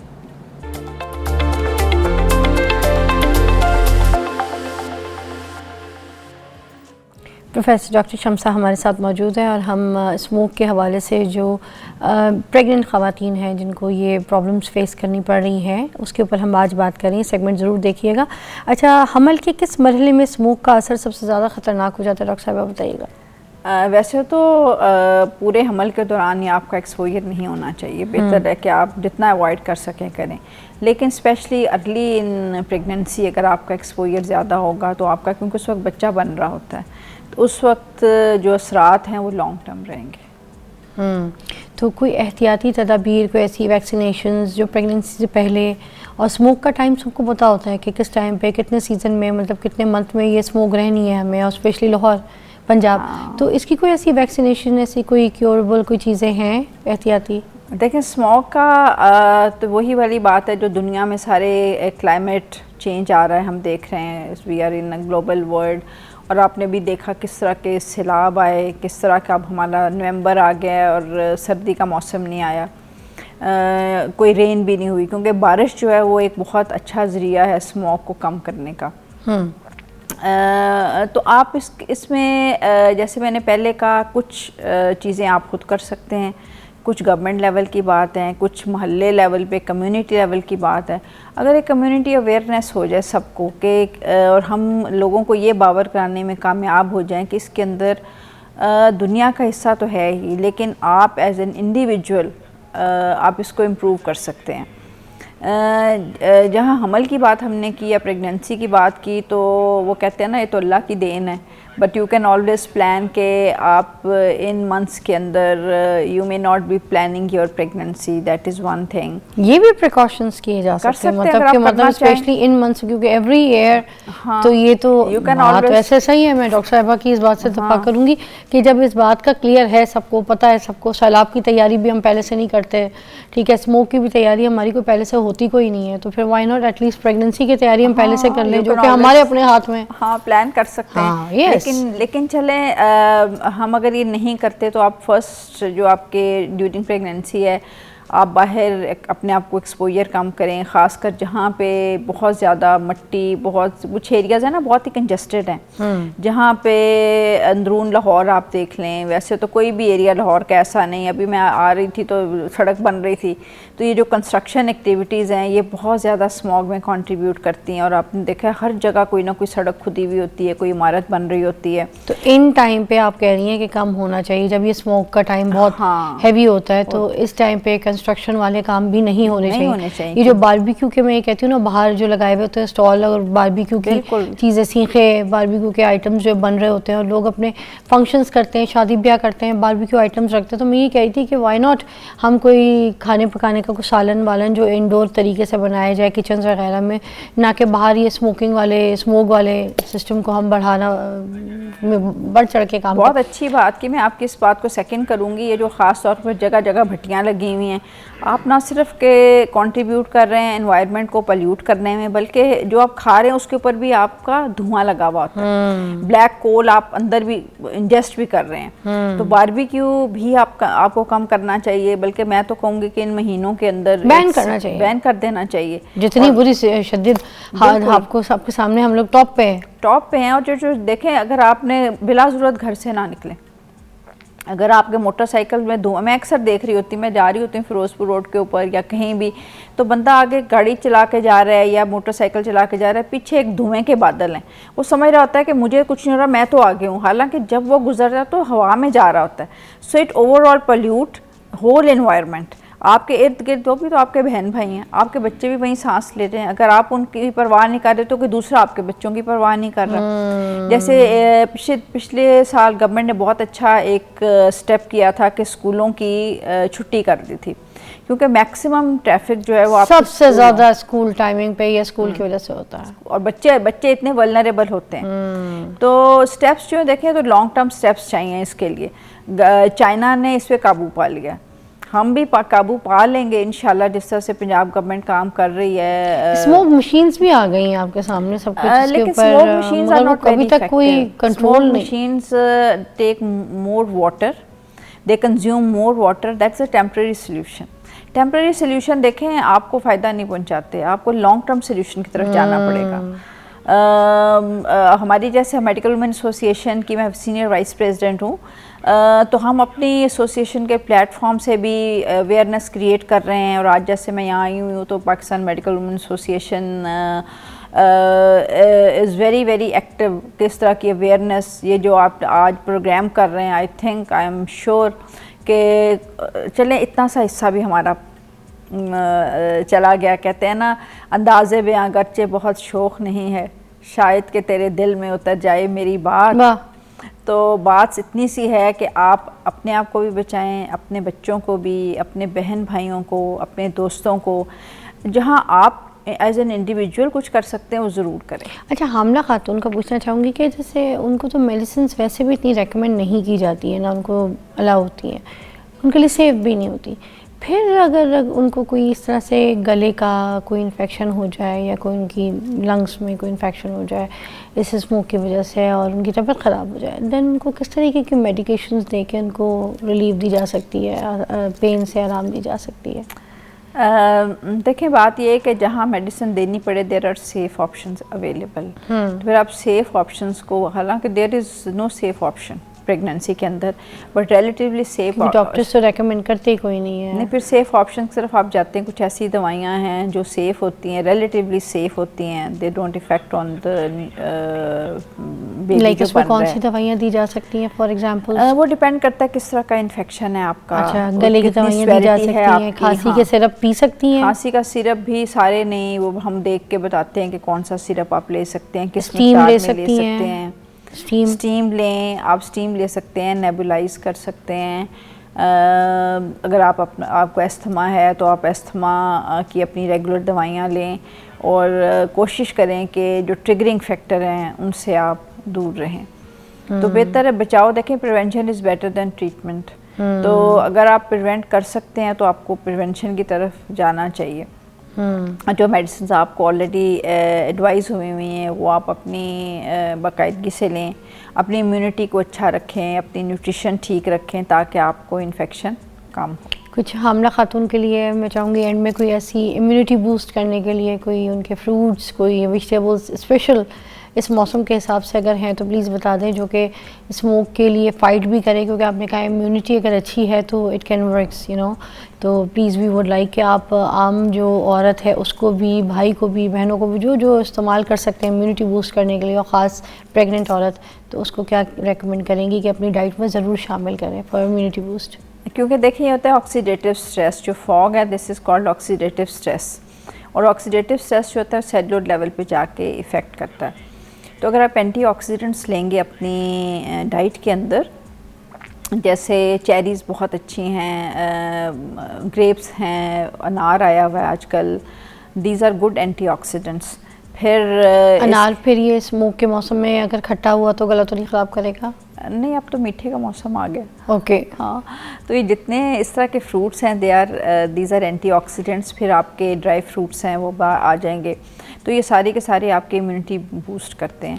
और ये मेरे ख्याल से अचार वगैरह भी नहीं खाना चाहिए इन मौसमों में जब से ये स्मोक वगैरह का सिस्टम चल रहा है, या खा सकते हैं? कुछ लोग क्योंकि कहते हैं अचार भी इम्यूनिटी बूस्ट करता है, तो यू नो बेटर, इसलिए आप गाइड करते हैं। हाँ, मैं I am basically lifestyle medicine expert as well, so I don't go for अचार एंड थिंग्स लाइक दैट, क्योंकि ये कोई इम्यूनिटी बूस्ट तो नहीं करते ना? इम्यूनिटी बूस्ट भी नहीं करता, और उसमें सोडियम कंटेंट बहुत हाई होता है। अच्छा। सॉल्ट बहुत ज़्यादा होता है, सो विच कैन लाइक आपका ब्लड प्रेशर इंक्रीज कर सकता है। ओके। इसलिए बेहतर है खट्टा होना तो एक तरफ है, लेकिन the other ingredients they are not very very healthy, specially if we are talking about the pregnancy. Done, thank you so much, बहुत बहुत शुक्रिया। हम आपसे मिलते हैं एक ब्रेक के बाद। Thank you.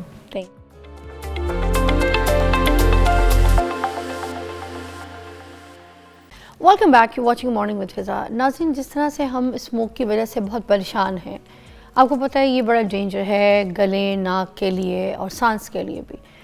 और हम जिस तरीके से पाकिस्तान में, पाकिस्तानी जितने भी हम लोग देखा जाए लाहौर में तो टॉप कर रहे हैं इस स्मोक की वजह से, तो एयर क्वालिटी इंडेक्स हमारा बहुत ज़्यादा शदीद ख़राब हुआ।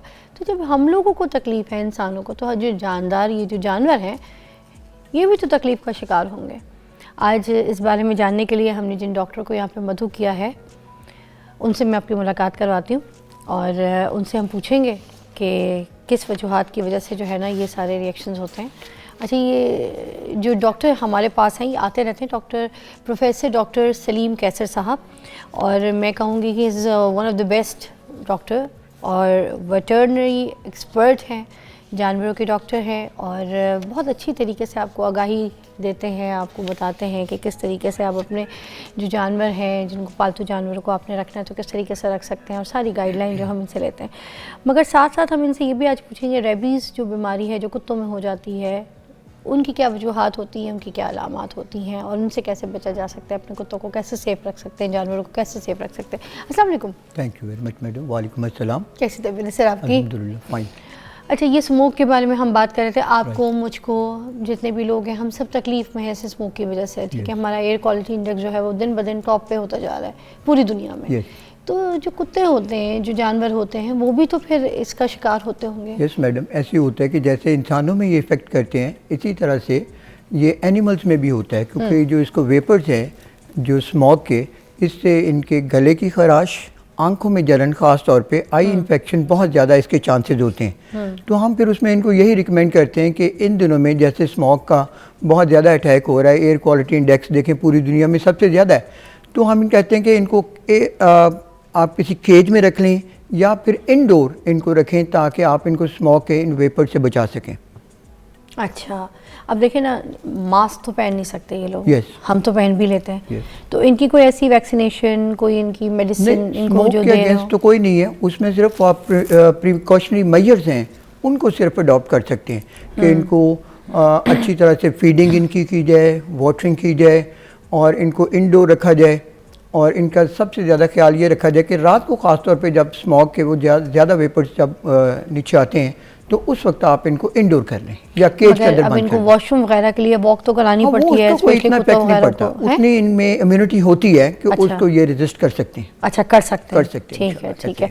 और मुझे साथ साथ ये बताइएगा, जो रेबीज़ बीमारी है जो कि कुत्तों में हो जाती है, अमूमन और भी जानवरों में हो जाती है मगर कुत्तों में बहुत ज़्यादा देखी जाती है, तो इसकी क्या वजूहात होती हैं? मैडम, ये one of the most dangerous disease है, इसको हम जूनोटिक डिजीज़ भी बोलते हैं। जूनोटिक डिजीज़ वो होती हैं कि जो कि एनिमल टू ह्यूमन ये जो ट्रांसफ़र होती हैं। मतलब अगर ये काट ले कुत्ता किसी Yes. इंसान को तो फिर वो इंसान में भी ट्रांसफ़र हो जाएगी? या हो जाती है। ये न्यूरोट्रॉपिक होती है, ये एक वायरस है, रेबीज़ वायरस इसको बोलते हैं। ये अगर खुदा न खास्ता ये डॉग उसको काट ले और कोई इन्फेक्शन बहुत ज़्यादा सीवियर हो जाए तो ये फिर इसके चांसेस होते हैं। बट ये सिर्फ डॉग बाइट पे होती है या फिर ऐसे कुत्ते को साथ रखने से भी हो सकती है? नहीं, साथ रखने से कभी भी नहीं होगी। छूने डॉग से? बाइट में होती है ज़्यादा ख़ास तौर पे, और वो भी जब फ्रोशियस डॉग्स आपको काटते हैं। ये नॉर्मल इनहेबिटेंट है, जो डॉग के मुंह के अंदर सलाइवा होता है जिसको हम उसका थूक बोलते हैं, राइट। तो सलाइवे में नॉर्मल इनहेबिटेंट है रेबीज़ का वायरस। अगर खुदा न खास्ता आपकी बॉडी पे या आपके हाथ पे कोई ज़ख्म है और उसका सलाइवा भी आपको लग जाए तो उसमें भी ये ट्रांसफ़र के चांसेस हैं, लेकिन बहुत कम है। लेकिन ज़्यादा ये डॉग बाइट से ही होता है कि अच्छा। जब डॉग बाइट करता है तो फिर उसके चांसेस बहुत ज़्यादा हैं। तो उसमें फ़ौरन से हम ये रिकमेंड करते हैं कि उसको फ़ौरन से किसी नॉर्मल सलाइन से धोएं, अच्छी तरह से उसकी ब्रीडिंग करवाएं, उसको अच्छी तरह से साफ़ करें नॉर्मल सलाइन से, और कोशिश करें फ़ौरन से पहले उसको एंटी टेटनिक सीरम ATS का इंजेक्शन और फ़ौरन से एंटी रेबीज़ वैक्सीन, जो कि अब काफ़ी अवेलेबल है और पाकिस्तान में भी बनना शुरू हो गई है। तो वो एंटी रेबीज़ के जो इंजेक्शन हैं वो फ़ौरन से, उसका एक पूरा स्केड्यूल होता है, दैट डिपेंड्स अपॉन कि सिवियरिटी कितनी है, उसकी डॉग बाइट की सिवियरिटी कितनी है। ये किसको करवानी है, कुत्ते को या इंसान को? कुत्ते जिसको को तो नॉर्मली आप, कुत्ते में ये होता है कि जब आप एक डॉग घर में लेके आते हैं तो हम उन्हें फ़ौरन से रिकमेंड करते हैं कि उसकी वैक्सीनेशन शुरू कर दें, right. At the age of 2 month उसकी वैक्सीनेशन शुरू होती है और at the age of 3 month रेबीसिन, ये जो इंजेक्शन है मेरिल कंपनी का आता है बहुत अच्छा एंटी रेबीज़, वो उसको लगवाएं और 21 डेज़ के बाद उसका बूस्टर शॉट भी लगवाएं। उसको बोलते हैं रेबिसिन है और वो एंटी रेबीज़ वैक्सीन है। अगर आप वो प्रॉपरली करवाते हैं वंस इन अ ईयरली ये एक होता है, इसका बूस्टर शॉट लगता है, अगर वो आप करवाते रहते हैं तो उसमें फिर ये चांसेस बहुत कम होते हैं। अगर खुदा न खास्ता डॉग बाइट भी कर ले तो उसकी सिवियरिटी इतनी ज़्यादा नहीं होती। लेकिन अगर आप वो ही नहीं करवाते तो और फिर डॉग बाइट हो जाती तो फिर चांसेस बहुत ज़्यादा हैं। लेकिन अगर खुदा न खास्ता ये डॉग बाइट कर ले खेलते हुए या वैसे किसी वजह से या कोई पेन में होता है तो भी उसमें ये चांसेस होते हैं। अगर वो बाइट कर ले तो फ़ौरन से आपने डॉक्टर से कंसल्ट करना है, उसको ज़ख़म को अच्छी तरह से धोएं 4-5 मिनट नॉर्मल सलाइन के साथ, और उसके बाद एक एंटी रेबीज़ वैक्सीन आती है ह्यूमन साइड के ऊपर, वो वीरोरैप के नाम से या लाइसावैक के नाम से पहले इंपोर्टेड होती थी, आजकल तो डाउ मेडिकल कॉलेज वालों ने भी बना ली है। तो वो रेबीज़ उसके सिवियरिटी ऑफ इन्फेक्शन के ऊपर डिपेंड करता है कि उसके इंजेक्शंस कितने लगते हैं। अगर कोई माइनर सी इंजरी है तो उसका स्केड्यूल होता है 0, 3 और 7 डेज़। अगर सीवियर इंजरी है तो that will last up to 0 day, 3 day, 7 day, 14 days, 21 days and up to 3 month. 6 injection उसमें फिर आपको इंट्रामस्कुलर लगवाने पड़ते हैं। उसमें फिर सेफ्टी के चांसेस ऑलमोस्ट 100% हो जाते हैं। अच्छा, और ये जो रेबीज़ अगर किसी कुत्ते को हो गई है, ठीक है, तो हमें कैसे पता चलेगा हमारे पालतू कुत्ते को रेबीज़ हो गई है? उसमें मैडम ये रेबीज़ 2 तरह की होती है। एक होती है साइलेंट रेबीज़ या उसको डम रेबीज़ बोलते हैं, और दूसरी होती है उसकी फ्रोशियस फॉर्म होती है। साइलेंट में ये होता है कि वो बिल्कुल डल हो जाएगा डॉग, उसके मुंह से ड्रोलिंग शुरू हो जाएगी और जो उसका लोअर जा है वो लॉक हो जाता है, उसको हम बोलते हैं लॉक जा, और वो डम होकर बैठा रहेगा। और दूसरा होता है कि वो बहुत ज़्यादा फ्रोशियस हो जाता है, हर बंदे को देख के काटना शुरू कर देता है, छोटी छोटी बातों पे एग्रेशन आ जाता है। और सबसे बड़ी जो उसकी इंडिकेशन है रैबिट डॉग की, कि अगर आप उसके ऊपर पानी फेंकते हैं तो इस कंडीशन को बोलते हैं हम हाइड्रोफोबिया। उसको पानी से शदीद नफरत होती है, ऐसे लगता है कि जैसे उसके ऊपर आपने आग फेंक दी हो। तो वो एक बहुत बड़ा इंडिकेटर है उसके, हाइड्रोफोबिया, पानी से शदीद वो डरता है। फिर उसमें एनिमल ये फ्रोशियस जो होती है रेबीज़, उसमें आपको फ़ौरन से पता लग जाता है कि ये डॉग रैबिड है या नहीं है।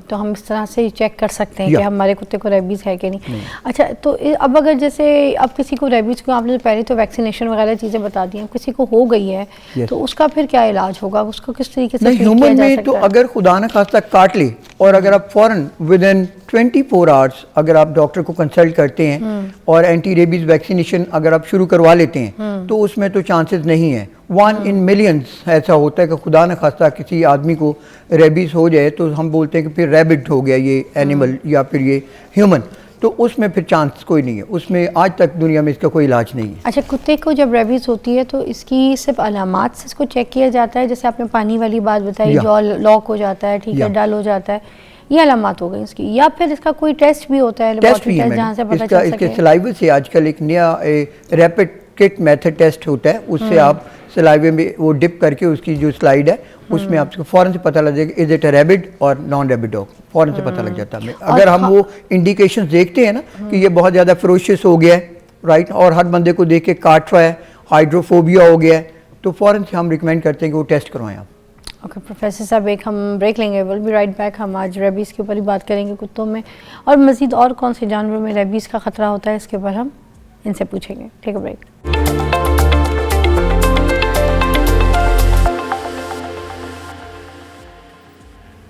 Welcome back. कुत्तों में जो रेबीज़ हो जाती है या फिर दूसरे जानवरों में, उसके बारे में हम बात कर रहे हैं। जो साइलेंट आपको पता है रेबीज़ होती है, उसकी अलामात को भी ज़रा डिफाइन कर दीजिए। जैसे कि आपने तो रेबीज़ की हमें बता दी अलामात, अगर साइलेंट रेबीज़ की कोई अलग से अलामात? जैसे मैंने आपसे डिस्कस किया कि साइलेंट में लॉक जॉ हो जाएगा, मुंह से ड्रूलिंग शुरू हो जाएगी, जैसे उसकी भी जो रालें से टपकना शुरू हो जाती हैं, और वो एनिमल एक कोने में जाके डंप होके बैठ जाएगा।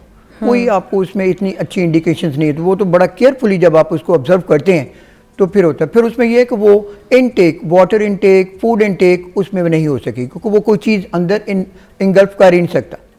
अच्छा, स्वालो नहीं कर सकेगा, इंगल्फ नहीं कर सकेगा, तो फिर हम फ़ौरन से उसको फिर चेक करते हैं कि इसमें कोई रेबीज़ का चांस तो नहीं है। आवारा कुत्तों में रेबीज़ की जो ये रोकथाम है, इसके ऊपर क्या काम किया जा रहा है हुकूमत के हिसाब से? कोई अगर आपको लगता है कि कोई काम किया जा रहा है तो बताइए। नहीं मैडम, गवर्नमेंट तो अब बहुत ज़्यादा अवेयर होगी इस मामले में, बहुत ज़्यादा काम हो रहा है। इनकी बहुत सारी स्कीम्स भी हैं जिसमें वो कोशिश करते हैं कि जितने भी ये स्ट्रे डॉग्स हैं इनको पकड़ते हैं। एक इनकी स्कीम पिछले दिनों चली थी, that is called as TNVR, trap, neuter, vaccinate and release, कि ये उसको पकड़ते हैं, मेल होगा तो न्यूटर करेंगे, फीमेल होगी तो उसकी स्पेंग होती है जिसमें ओवेरियो हिस्टेक्टमी कर देते हैं ताकि ये फर्दर ब्रीड ना कर सके, जिंदा रहें लेकिन ये ब्रीड ना कर सकें फर्दर। फिर उसको वैक्सीनेट किया जाता है against rabies, distemper, hepatitis, parvo, para influenza, ये जो इनकी 5-6 डिजीजेज हैं, और पर्टिकुलरली रेबीज़ के ऊपर ज़्यादा इसके ऊपर वो सारा स्ट्रेस देते हैं कि रेबीज़ को करके तो फिर उसको रिलीज़ कर दिया जाता है। अब पाकिस्तान में अच्छा काम हो रहा है? पाकिस्तान में इसमें बहुत रैपिडली, बहुत एफिशिएंटली इस पे काम हो रहा है, और गवर्नमेंट तो अब बहुत ज़्यादा इसमें सीरियस है और काफ़ी इफेक्टिव काम हो रहा है। क्या ये सिर्फ कुत्तों में पाई जाती है रेबीज़ या फिर और भी दूसरे जानवरों में होती है? नहीं, ज़्यादा शुरू तो ये डॉग से ही होती है, कैट बाइट से भी चांस होता है। कैट में भी अगर खुदा न खासा काटे तो हम फ़ौरन से रिकमेंड करते हैं कि एंटी रेबीज़ लगवा लिए जाएँ। लेकिन जब डॉग किसी और एनिमल को बाइट करता है, जैसे कोई डंकी हो गया, हॉर्स हो गया, या बफलो हो गई जो लोगों ने अपने फार्म हाउसेस पे रखी होती हैं, तो उसमें भी फिर चांस होता है। अगर खुदा न खास्ता कोई हॉर्स या फिर कोई बफलो या कोई ये जो काफ है, ये अगर रैबिड हो जाते हैं तो फिर उनको भी फ़ौरन से हमें वैक्सीनेट करना पड़ता है। और अगर खुदा न खास्ता रेबीज़ के पूरी उसमें सिम्टम्स आ गए हैं तो फिर आपको उसको कल करना पड़ता है, मीन को उसको फिर आपको इरेडिकेट ही करना पड़ेगा ताकि वो फर्दर किसी में ट्रांसफ़र ना कर सके। कि अगर खुदा न खास्ता एक हॉर्स को हो गई है और उसने फर्दर किसी और एनिमल को काट लिया है और कंफर्म है कि ये रैबिड है, कि उसमें रेबीज़ कंफर्म है, और वो किसी और एनिमल को, किसी ह्यूमन को काट लेता है, तो फिर उसमें चांसेस बहुत ज़्यादा हो जाते हैं।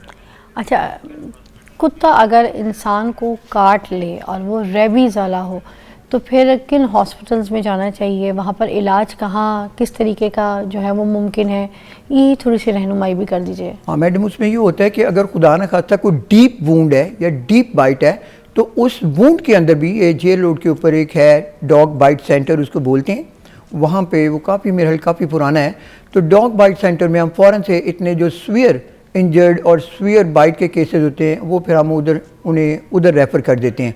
वो कई दफ़ा फिर एक इंजेक्शन का नाम है that is called as immunoglobulins, वो उस जो वूंड होता है लोकल, सपोज थाई पे हो गया, आपके आर्म पे हो गया, तो उसके अंदर फिर सराउंडिंग्स में वो इम्यूनोग्लोबुलेंस भी उसमें इंजेक्ट किए जाते हैं ताकि रेबीज़ का चांस बहुत कम हो जाए। और ये जो सरकारी टीचिंग हॉस्पिटल्स हैं कुत्तों के, वहाँ पर नहीं है ये?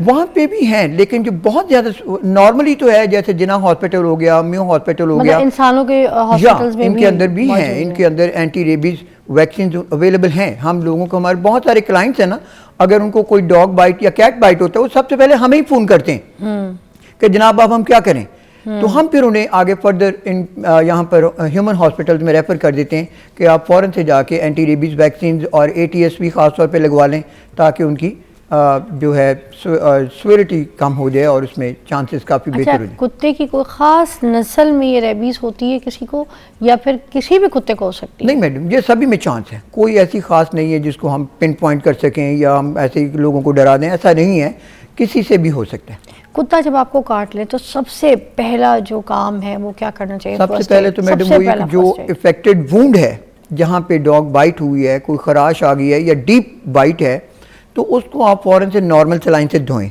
अगर नॉर्मल सलाइन अवेलेबल नहीं है तो फिर आप प्लेन वाटर लें, एटलीस्ट 5 to 10 मिनट्स उस वूंड को आप वॉश करते रहें ताकि सारे के सारे उसके अंदर जितने भी जर्म्स हैं वो सारे उसमें साफ़ हो जाएं।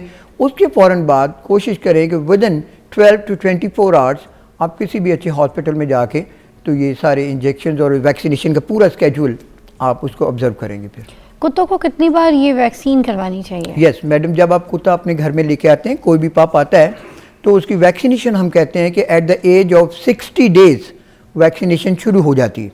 उसमें हम पहले उसमें प्राइमर डॉग लगाते हैं जिसमें कि पार्वो, डिस्टेम्पर और ये वाली डिजीज़ कवर होती हैं, और at the age of 3 month rabies, जो रेबीज़ है इसका फिर स्केड्यूल शुरू हो जाता है। पहले एक लगेगी, 21 डेज़ के बाद वो उसका बूस्टर शॉट लगता है, और उसके बाद yearly once in a year ये आप करवाएंगे तो उसमें फिर 100% सेफ्टी होती है। ये वैक्सीनेशन महंगी होती है कुत्तों की? बिल्कुल महंगी नहीं है, बिल्कुल महंगी नहीं है, बल्कि मैं आपको इसमें एक और बात बता दूं कि हमारे क्लिनिक ने भी अभी पिछले 2-3 दफ़ा से हमने शुरू किया है कि हम एंटी रेबीज़ कैंप लगाते हैं, जिसमें कि हमें डिफरेंट कंपनीज जैसे ये सादात इंटरनेशनल वाले हैं, इनके पास रेबीसिन की वैक्सीन ये खुद इम्पोर्ट करते हैं। हम उनसे रिक्वेस्ट करते हैं कि वो हमें ये कुछ फ्री में डोजेज़ दे दें, और हम लोगों को कहते हैं कि फिर हम एक दिन फिक्स किया जाता है कि जी आप जितने भी डॉग्स कैट्स हैं जो पेट लवर्स हैं वो हमारे पास तशरीफ़ लाएँ, और फ्री वैक्सीनेशन हम इसकी करते हैं, कैंप लगाया जाता है। अच्छा, ये जो कुत्तों को रेबीज़ हो जाती है तो इसमें अगर कोई घरेलू नुस्खा, कोई घरेलू इलाज अगर आपको लगता है मौसर है तो वो भी बता दें। मैडम, पिछले ज़मानों में लोग करते थे कि उन्हीं के घरों की मिर्चें लेके उसके ऊपर लगा देते थे समथिंग, लेकिन हम इसको नहीं मानते। आज के दौर में ये चीज़ें नहीं चलती।